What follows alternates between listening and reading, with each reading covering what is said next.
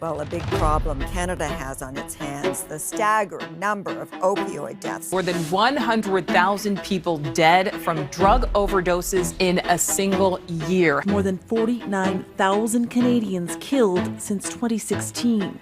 And that's because of the crap that comes in through China and through Mexico and through Canada. A lot of it comes through Canada. The fentanyl coming through Canada is massive. A few of my friends, my best friends, they're passed away now. Canada is apparently unwilling to help in the fight against illegal fentanyl.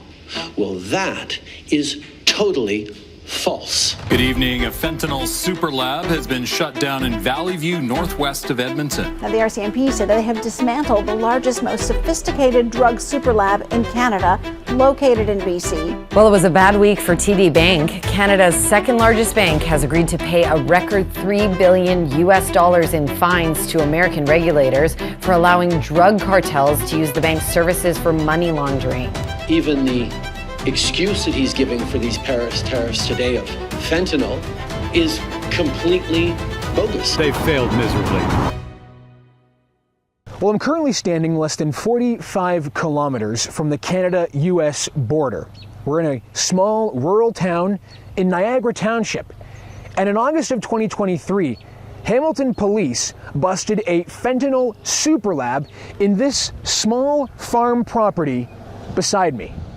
Cops call it Project Odeon, a joint operation between Toronto, York, and Hamilton Police along with OPP. Police also discovered an operational synthetic drug lab in Smithville and a dismantled synthetic drug lab in Stouffville. Inside of this small rural farm, police found 25.6 kilos of fentanyl, 3.5 tons of fentanyl chemical byproduct, 800 gallons of precursor chemicals, 18 kilos of meth, 6 kilos of ketamine, and some firearms to go with it. Now, to put that into perspective, that's enough fentanyl to kill roughly 8 million people just in this small farm beside us. If that number sounds like a lot, that is nothing when compared to the numerous other fentanyl super labs that police across the country have uncovered and busted over the past 3 years. In 2021, Alberta law enforcement officials busted a fentanyl super lab in Aldersyde, Alberta, seizing more than 31 kilos of fentanyl and 7,600 kilos of precursor chemicals, enough to kill 16 million people. In October 2023, a fentanyl super lab was uncovered in Mission, British Columbia.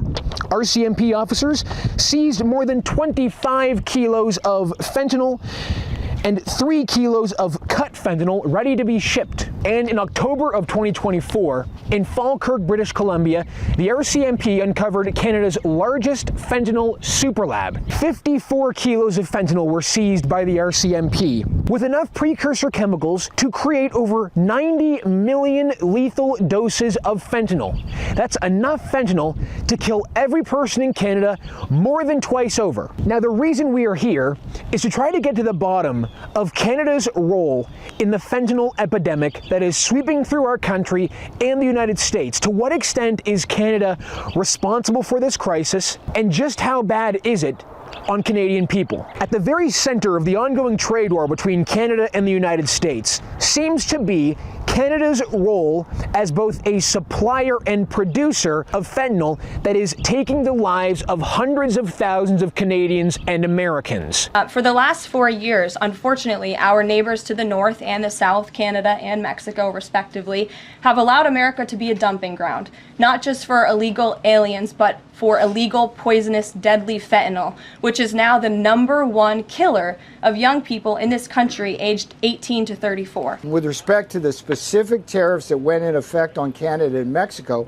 we're trying to stop the Canadians and Mexicans from killing Americans with fentanyl and fentanyl that spreads across our prescription drug chains. Well, remember, the current tariff policy is a drug-related policy. We've got to protect American lives, and that's what these tariffs are about. The U.S. President Donald Trump has said numerous times that fentanyl is pouring across the border, entering the United States, representing a serious risk to the safety of the American people. On the other side, in response, the Canadian government has said that Canada is responsible for less than 1% of the fentanyl that makes its way into the United States. Now, technically speaking, that's true.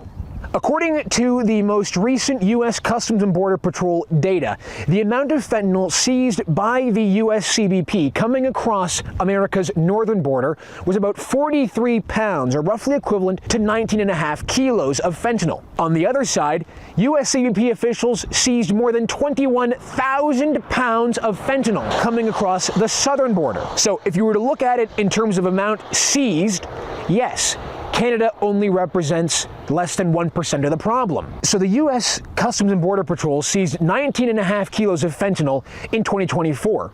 But this farm property was producing 25.6 kilos of fentanyl. And that's small potatoes compared to the other super labs. So the question is, where is all of this made in Canada fentanyl going? I asked Jonathan Calkins, a professor at Carnegie Mellon University who specializes in the international drug trade, just how much of a threat Canada represents to the United States when it comes to fentanyl. This was his response. Canadian-produced fentanyl is a very small threat to the safety of the American people.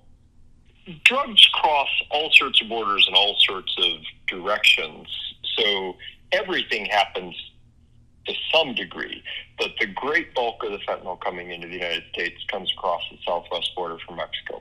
The important thing to realize is Canada and the United States are in the same boat with respect to fentanyl. We're the consumer countries. The root source of the fentanyl for both Canada and the United States is abroad. That is, the precursor chemicals come from abroad. You can think about it as the finishing touches put on most fentanyl consumed in the United States happen in Mexico. And Canada is different in that regard. Canada, so far as I understand it, imports precursors, and then the finishing touches happen inside Canadian borders. But that is a detail. The fundamental fact is both Canada and the United States are the countries where people are being killed by the fentanyl whose root source is outside of our two countries. Meanwhile, investigative reporter Sam Cooper tells me there's a lot more to the story than what is being presented by the Canadian government. There's a lot more to it. I mean, just starting with some data points, the 2024 U.S. State Department report says that Canada acknowledges it's a fentanyl export nation. Something like 98% of the precursors produced by British Columbia-based fentanyl organizations come from China. There was something like 1.4 kilograms of fentanyl actually from Canada into the United States across the northern border in 2023. I believe that's up to, that's probably the latest figure. That's something like actually about 40 pounds. So I think it's up in 2024. But, you know, my level of expertise goes, I think, beyond a lot of the experts in the United States and Canada. And the most recent information is that indeed Canada is producing large quantities of fentanyl in super labs, and it's due to the country's sort of weakness to transnational crime. But let's take a step back and assess the full severity of the fentanyl epidemic in both Canada and the United States. Now, between January 2016 and September 2024, more than 50,000 Canadians have died due to opioid overdoses. Now, again, to put that into perspective for you, that's more Canadians dying to opioid overdoses than in the entirety of World War II. And roughly 4 out of 5 opioid overdoses are a direct result of fentanyl. And sadly, the situation in the United States is a lot worse. In 2023, more than 100,000 Americans died to opioid overdose, 70% of which are directly the result of fentanyl. And a 2024 U.S. congressional report estimates that on average, 200 Americans die every single day directly because of fentanyl overdose. Here's Professor Calkins explaining why Canada and the U.S. in particular are so susceptible to the fentanyl epidemic. The United States and Canada created for ourselves large pools of people with opioid use disorder, first and foremost because of overprescribing of prescription opioids for treating chronic pain. Most of the rest of the world understood that prescription opioids are powerfully addicting when they're used long term. They're fine for treating acute pain. They're fine for people with terminal illness. They're fine when used inside a medical facility. Quite risky to give them to people with chronic pain and the expectation that they're going to use them for years. So the United States and Canada both made that error with respect to prescription opioids. So we both have large pools of people with opioid use disorder. Why only the U.S., Canadian, and Estonian markets switch to being fentanyl instead of heroin is a puzzle. Now, the problems in Canada when it comes to preventing and detecting fentanyl from entering the country and from being made in super labs, like what was happening in this farm property behind me, are severe. Take a listen to what the president of the Canadian Border Services Union told Global News just a few months ago.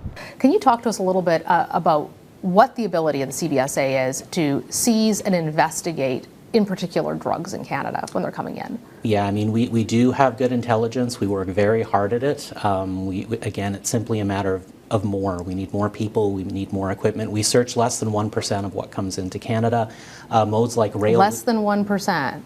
Rail, we don't do at all. We don't look at whatsoever. We don't know what comes in via train. Again, we don't have the infrastructure. Wow. We don't have the people to actually do that work. That's right. Canada searches less than 1% of what comes into our country. How can that possibly be allowed? Well, in response to the tariff action by the United States, the Canadian government took action on the border. In December, the Canadian government announced a over $1 billion investment over 6 years to strengthen the border. This included enhancing aerial defense measures, adding drones, adding more border agents, and increasing the number of dogs to detect what's happening. They also created the role of a fentanyl czar, Kevin Brasso, a longtime RCMP officer and former national security advisor to Justin Trudeau. On top of that, the Canadian government listed 7 Mexican drug cartels as terrorist organizations. Well, the former director of the RCMP's National Proceeds of Crime Unit, Gary Clement, doesn't think Canada's response is going to be enough to solve this crisis. We got to look at what the gaps are. That's one gap. And that was just placating the United States. That's all that did. Kevin Brasso is a very bright man. He's got a law degree, as you know, a master's in law. 20 years, but he was also, I think, what calls into question the fact he had worked in the Trudeau administration. I don't know, there was 5 or 6 years directly. This can't be a political position. It has to be somebody that has understanding on boots on the ground. But it's not just having a fentanyl czar. It's got to be beyond that. We need a Homeland Security czar where we look at all of the issues.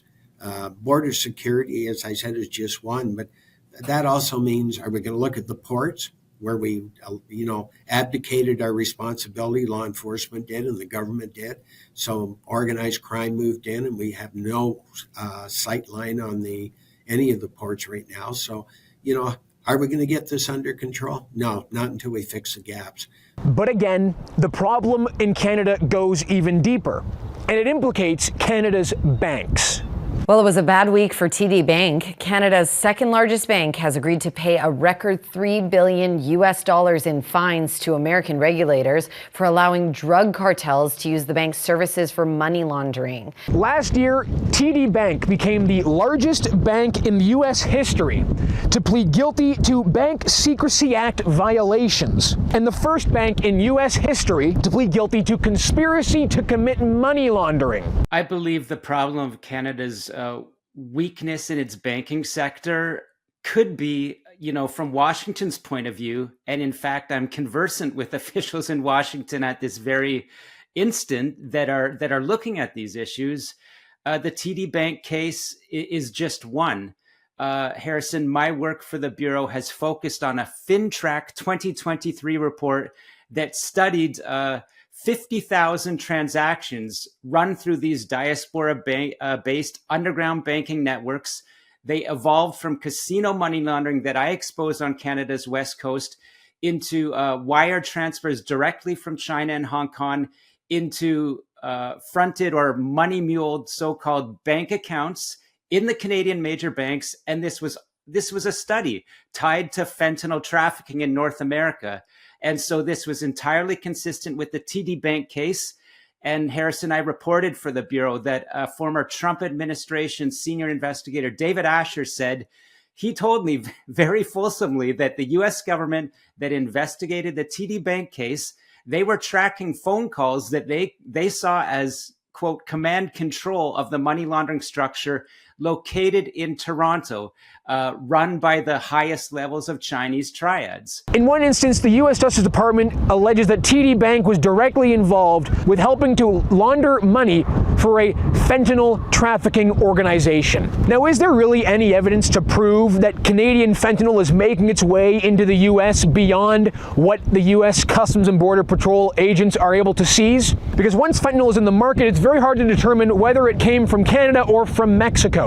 But there is evidence to suggest that Canadian-made fentanyl is making its way across the world and into markets like Australia. So who are the groups behind the fentanyl super labs that we're seeing springing up across the country? Well, according to Justin Trudeau's former national security advisor, Jody Thomas, she told Global News that Mexican drug cartels are, quote, very prevalent in Canada. The problems are moving north. The gun problem is moving north. The fentanyl problem exists here. And I would say that 10, 15, 20 years ago, we would not have used the word cartel with regard to activity in Canada, but it's very prevalent now. It's becoming a problem, and we have an opportunity here to get a grip on it before it becomes a national crisis. Now, according to Sam Cooper, Chinese organized crime groups are heavily involved in these super labs and in the distribution of fentanyl across the world. This is especially Mexican cartels, Chinese triads, and an entity that I haven't reported much on, but the most recent sourcing is important, Iranian state-sponsored crime. This also works with Indian diaspora-based crime groups, which have significant control in Canadian transportation networks. And so in a nutshell, you know, there's just a massive hairball of transnational organized crime across Canada, basically set up on that northern border. And Gary Clement believes that notorious biker gang, the Hells Angels, are involved in the distribution of fentanyl across the country. Well, the precursor drugs still are coming out of Asia. All of that still flows out of Asia, which the Vancouver model more than showed that. They're going into, you've got the Sinaloa cartel out of Mexico. That's also moved into Canada and North America. They partnered, from what I understand, it makes sense, they partnered with the Hells Angels now, which has an international network, which most people don't understand. And they've also partnered with Asian-based organized crime, and including, you know, triads, United Front, and the Vietnamese. These are well established in this country because of our naivety.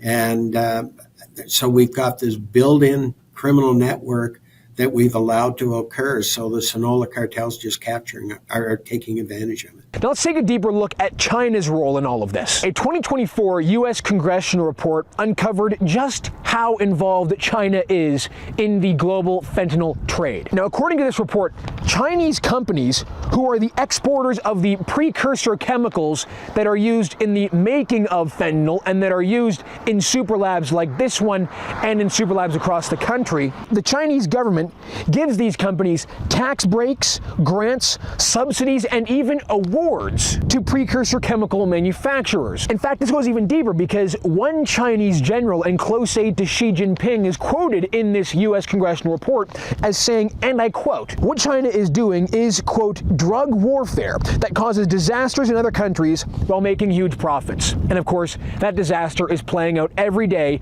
across Canada and the United States. All of this is just sickening. It's sickening to see the damage that we're seeing across the country. 50,000 Canadians are dead. Hundreds of thousands of Americans have died due to opioid overdoses, fueled in large part by the Mexican drug cartels, Chinese transnational organized crime, and other organizations that are involved in this illegal trade. We've spoken to experts. I've shown you what some of these super labs can look like. And just imagine a small property like this in Niagara Township, close to the U.S. border, responsible for manufacturing over 25 kilos of fentanyl, enough fentanyl to kill 8 million people. If it could happen in a place like this, under everyone's noses in Canada, just imagine how many other super labs are across this country, operating right now, creating poison that can wreak havoc on our communities. We've spoken to experts.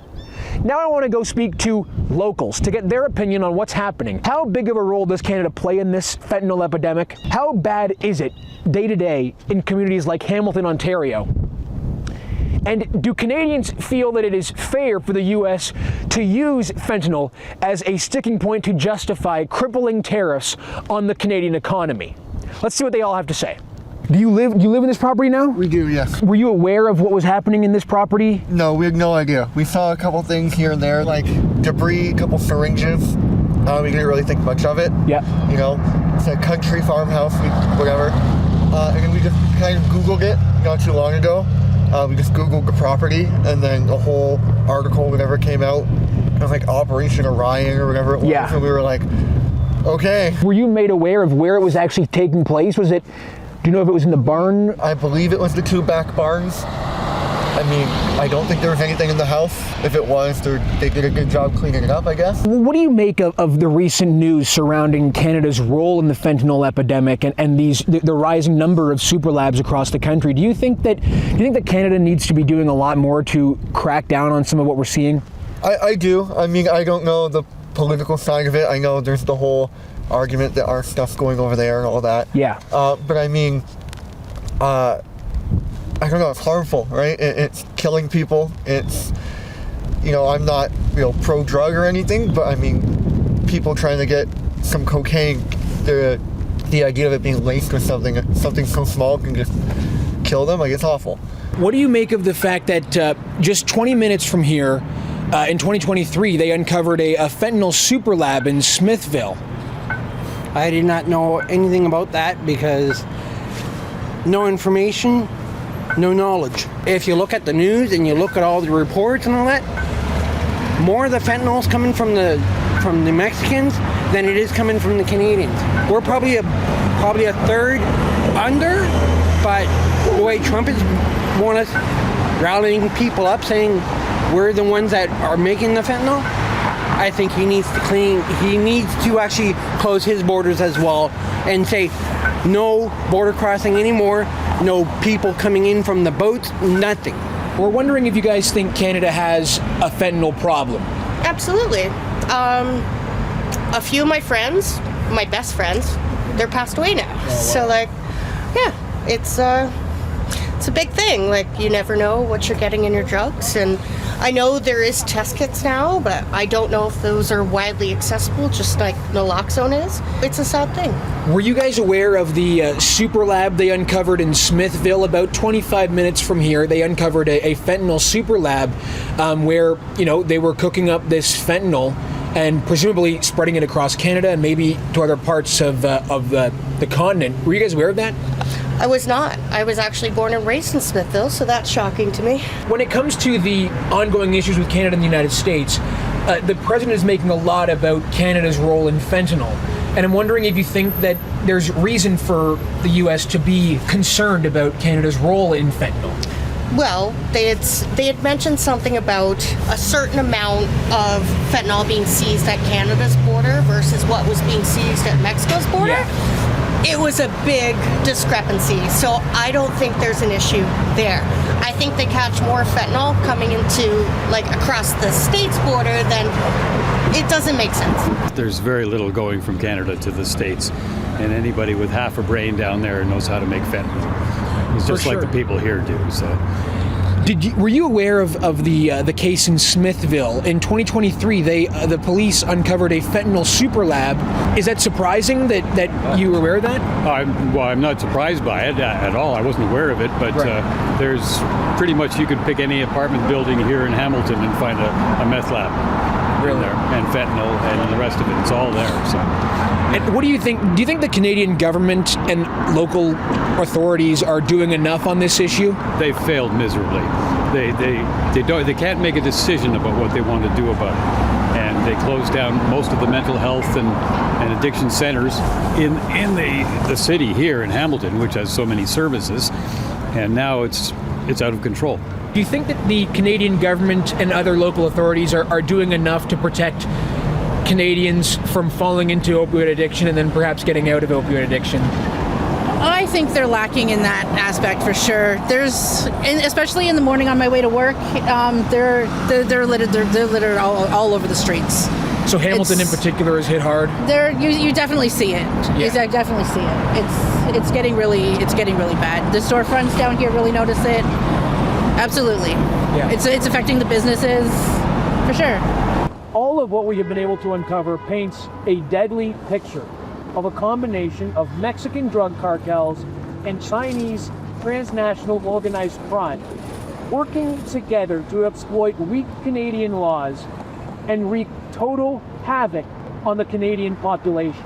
Not only have tens of thousands of Canadian families been ripped apart by these groups, but years of seeming inaction on the part of the Canadian government and law enforcement to prevent the spread of fentanyl and the prevalence of these super labs has led Canada into a position where we are now facing a trade war with the U.S. that could result in hundreds of thousands of jobs being lost across this country and in cities like Hamilton.